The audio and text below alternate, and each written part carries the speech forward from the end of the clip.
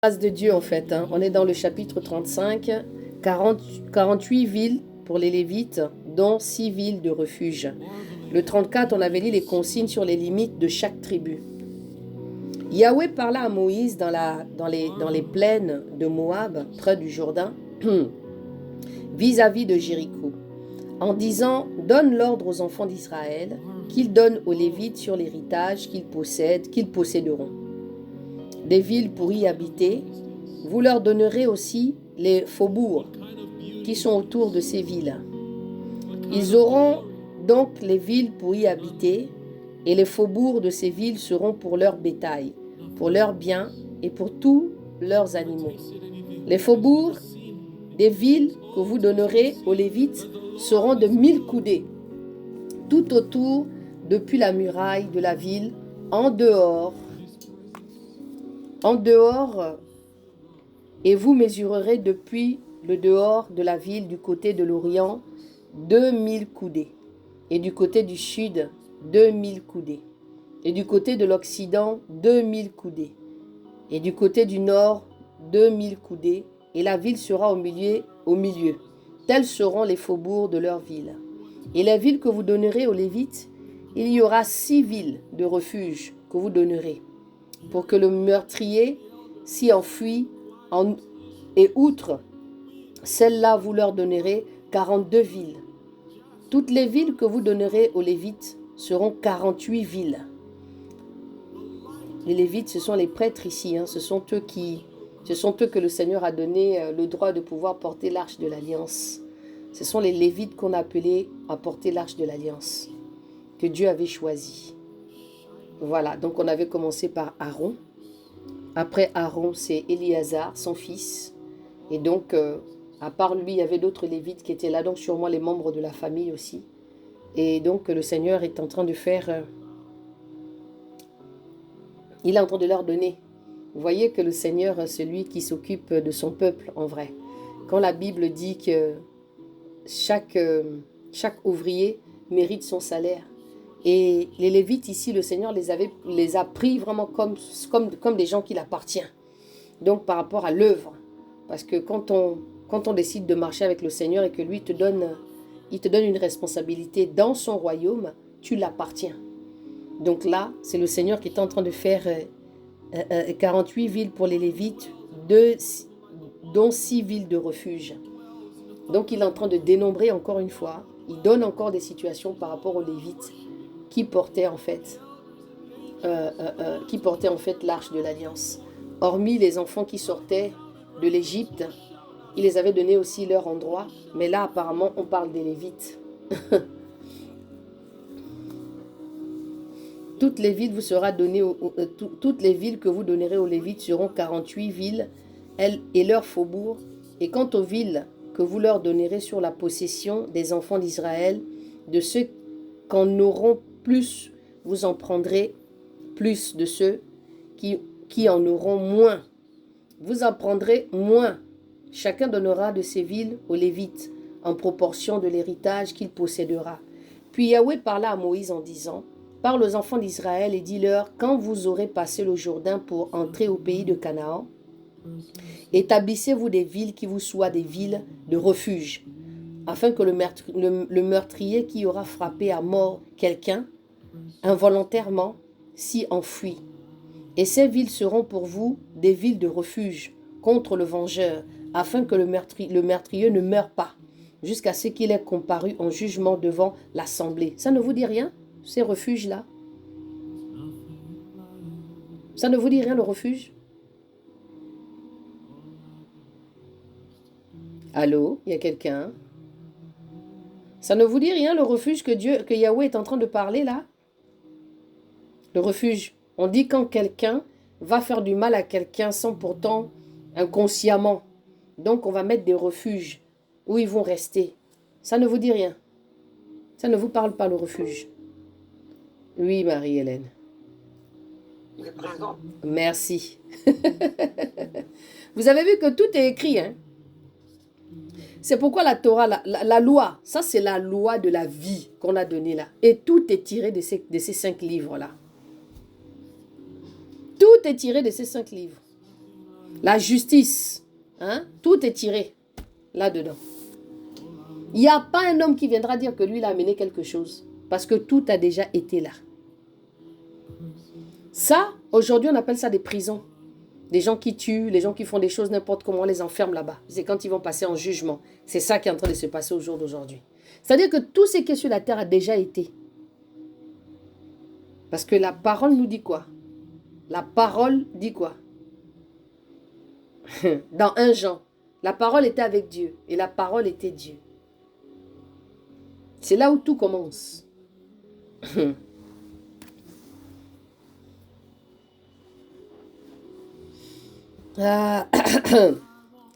Et les villes que vous donnerez aux Lévites, il y aura 6 villes de refuge que vous donnerez pour que le meurtrier s'enfuit. Et outre celles-là, vous leur donnerez 42 villes.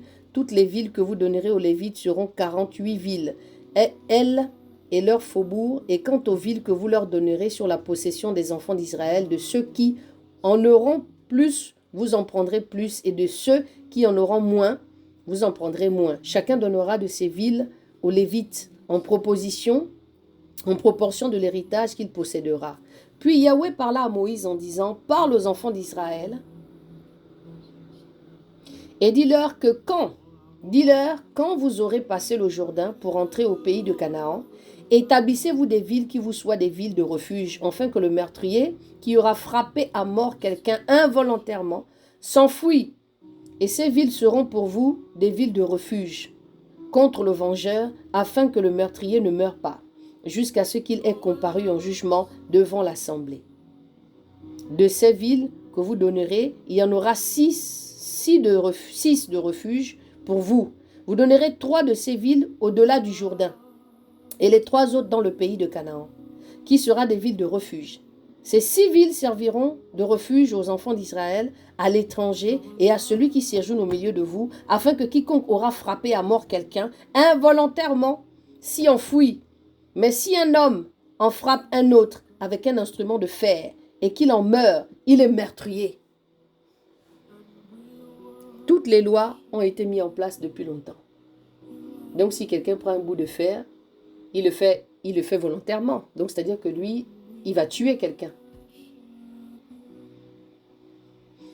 Et s'il le frappe avec une pierre, mais si un homme en frappe un autre avec un instrument de fer et qu'il l'en mesure et qu'il en meurt, il est meurtrier. On punira de mort le meurtrier. Et s'il le frappe avec une pierre qu'il tenait à la main, dont on puisse mourir et qu'il en meure, c'est un meurtrier. Le meurtrier sera puni de mort, de même s'il le frappe d'un instrument de bois qu'il tenait à la main, dont on puisse mourir et qu'il en meure, il est meurtrier. On punira de mort le meurtrier, et le vengeur du sang fera mourir le meurtrier quand il le rencontrera. Ça c'est dent pour dent, œil pour œil, c'était ça à l'époque. Hein. Et il rencontrera, il pourra le faire mourir. Et ça, cette loi-là, on la revoit encore aujourd'hui dans les pays arabes. Ils sont dans ça. Tu me fais, je te fais. Je n'ai jamais vu des gens aussi qui font la sorcellerie comme ça, là. Le Maroc, la Tunisie, l'Algérie. Parce que tout ça, c'est l'Afrique noire. Eux aussi ne se revendiquent pas en tant que noirs. Nous sommes des zombies. Nous qui avons la peau noire, là. Nous, c'est le diable. Eux aussi, ils aiment la sorcellerie. Hein. De toute façon, nous, ils s'attachent là-bas entre eux. Ah, c'est terrible.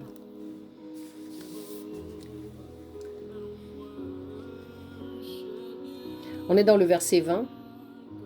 Et s'il le pousse par haine ou s'il jette quelque chose sur lui avec préméditation et qu'il en meurt, ou si par inimitié il le frappe de sa main et qu'il en meurt, on punira de mort celui qui l'a frappé, car il est meurtrier. Le vengeur du sang pourra le faire mourir quand il le rencontrera. Mais s'il pousse subitement sans inimitié, ou s'il jette quelque chose sur lui sans préméditation, ou s'il fait tomber sur lui quelques pierres, sans avoir vu, et qu'il en meure, n'étant pas son ennemi, il ne lui cherchant pas du mal. Eh, ça là, ça n'existe pas au jour d'aujourd'hui. Oh. Même si tu n'as pas fait exprès, on va chercher la justice sur toi. On va chercher à te tuer. Il ne revendique même pas africain. Je te dis, hein. Vous vous rendez compte un petit peu de ce que vous voyez ici que la loi, elle a déjà été faite. Hein. C'est cette loi-là qu'aujourd'hui, la loi là, ce n'est pas Moïse qui l'a fait. Hein. Parce que souvent on parle de la loi de Moïse, on dit non, c'est Moïse qui a fait la loi là. C'est pas Moïse qui a fait la loi. C'est Yahweh qui a appelé Moïse à la montagne pour aller prendre la loi. Il a écrit ça sur des plaques de pierre, les 5 livres là. C'est pourquoi on les a au jour d'aujourd'hui. Et vous avez vu qu'en Chine, apparemment, ils veulent enlever les 5 livres là parce que c'est dur. Pour être dans un monde easy, quoi. Dans un monde aware. Dans un monde où on n'a pas de loi. Et quand vous regardez même bien que vous lisez, aujourd'hui, quand vous regardez, le bien est devenu mal et le mal est devenu bien. Quand vous regardez bien, on se rend compte que toutes ces lois-là, on ne les prend plus en compte au jour d'aujourd'hui. Quelqu'un va faire du mal à quelqu'un. Ils vont faire des bavures et ainsi de suite. En fait, tu te demandes exactement là où le monde est en train de partir avec tout ce qui est en train de se passer. Alors que la loi, elle est simple. Hein. La loi dit que quand quelqu'un a fait du mal, bon, aujourd'hui, maintenant, quand quelqu'un a fait du mal, bien sûr, il y en a qui sont exécutés, il y en a qui ont fait des choses, voilà, ainsi de suite, qu'on voit hein, par rapport à la loi, par rapport à la justice. Mais en fait, ce que j'avais envie de vous faire comprendre, c'est que tout a déjà été écrit, en fait. À cause de ces 5 livres-là, c'est ça qui dépose en fait chaque chose. Et nous le voyons, des prisons, l'éducation de la femme, ça passe par quoi? Ça passe par là-dedans. Ça passe par la Bible. Regardez l'éducation la plus meilleure, c'est où? Enfin, je veux dire la plus meilleure entre guillemets. On a des églises, par exemple, des écoles catholiques, des religieuses, qui vont apprendre aux jeunes filles à repasser. Ah, ma belle-mère m'a emmerdé avec ça, hein. Avec le repassage là. Il faut prendre comme ça, tu fais comme ça, tu traces comme ça, tu fais comme ça. Une femme qui passait son temps à repasser. Donc on se rend compte en fait que tout est là marqué. Et maintenant cette loi là, cette loi morale là, on veut nous l'enlever. C'est pourquoi vous êtes aussi des héritières de cette loi. Qui fait que ce que vous apprenez là, il faudrait que vous le mettez aussi en exergue. J'ai lu Ecclésiaste au chapitre 1, verset 9 et dit tout. Tout est déjà là. Mais bien sûr.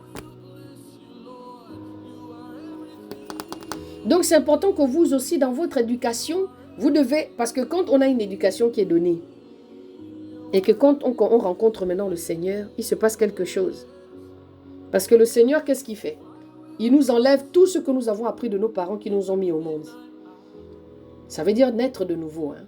Et il nous amène dans sa loi. Il nous prend, il nous met de côté. Sanctification. Il te fait comprendre que ce qu'on t'a appris là, il vient casser tout ce que tu as reçu. Donc tu dois t'adapter avec ça. Si on te disait qu'il fallait te laver les feuilles patati patata, parce que tu as ci, parce que tu as ça, lui vient te dire moi je suis mort à la croix pour que tu évites de faire toutes ces choses-là. Que tu ailles prier le soleil. Que tu ailles faire du yoga. Que tu ailles faire des concentrations, que tu dois aller prier l'univers. Tout ça, ce sont des choses que Dieu refuse. Parce qu'il est jaloux, il veut que tu le regardes d'abord lui. Donc c'est hyper important que nous comprenons cela. 24. Alors l'assemblée jugera entre celui qui a frappé et le vengeur du sang, selon ses ordonnances. L'assemblée délivrera le meurtrier de la main du vengeur de sang et le fera retourner dans la ville de refuge où il s'était enfui. Il y demeurera jusqu'à la mort du grand prêtre qui aura été oint de la sainte huile. Mais si le meurtrier sort de quelque manière que ce soit hors des bornes de la ville de son refuge, où il s'est enfui, et si le vengeur du sang le rencontre hors des bornes de la ville de son refuge et qu'il le tue, et qu'il tue le meurtrier, il ne sera pas coupable de meurtre. Aujourd'hui, c'est le contraire. Quelqu'un a tué, quelqu'un veut se venger. C'est toi qu'on va prendre, on va mettre en prison. Donc, c'est pour dire qu'au jour d'aujourd'hui, la loi a changé justement. Et c'est aussi l'ordre, hein, parce que on peut pas aussi, non, tout le monde aller se tuer n'importe comment. Hein. Tout le monde allait se tuer dans le désert. Tandis que toi, tu m'as fait du mal, je viens, je te tue. Tu as fait du mal à mon enfant, je viens, je te tue. Il y a des gens qui le font. Hein.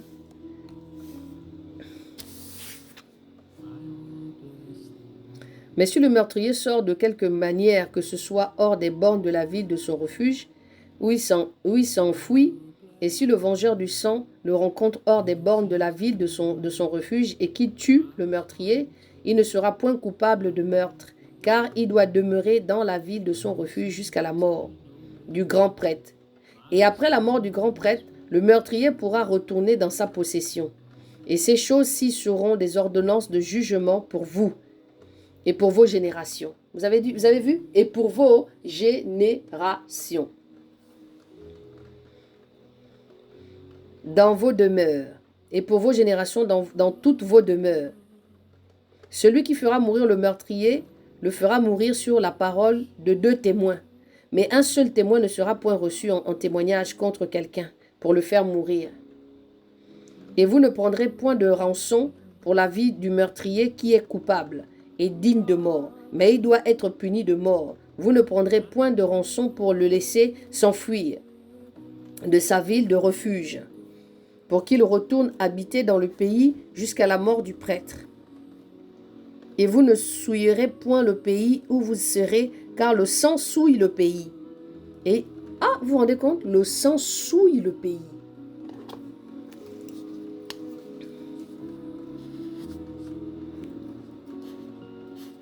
Vous vous rendez compte de cette parole? On dit que le sang souille le pays. Est-ce que vous vous rendez compte de cette parole? Elle est tellement forte. Waouh!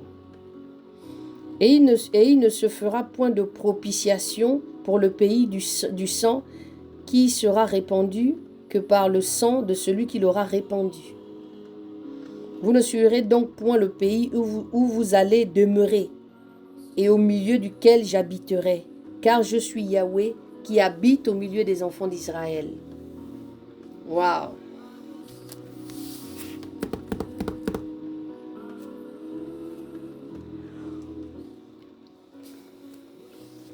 Waouh, waouh, waouh, waouh, waouh. Loi de l'héritage. Bon, la loi de l'héritage, je vais la lire demain. Je vais faire moi-même une petite lecture demain pour la loi de l'héritage, pour le...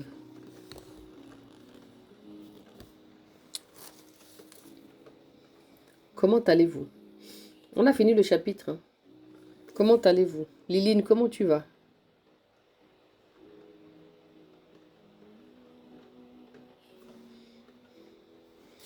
Franchement, on se rend compte combien de fois tout a été écrit.